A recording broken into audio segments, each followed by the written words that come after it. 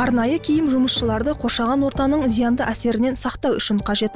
Мысалы, судан, оттан, сұйық сілтіден немесе электр тогынан қорғану мақсатында пайдаланылады. Әбдісадық Әбдіразақов бірнеше жылдан бері осы саланың көзін тапқан кәсіпкер. Бүгінде оның тігін цехынан күнделікті жұмысқа қажетті түрлі киімдер тіктіріп киюге болады. Адамдардың размеріне қарап тігеміз. Сосын сол адамдарға қандай киім керек болса, өзінің жұмыс бабы бойынша соны арнап тігеміз біздер. Бұл жерде біздер бір 10 шақты тігіншіміз бар. Адамымыз онша көп болмаса да, ассортиментіміз үлкен.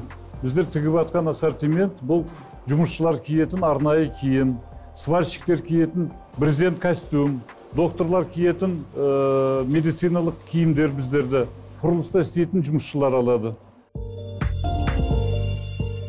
Бізді ал көпшілік білмейді.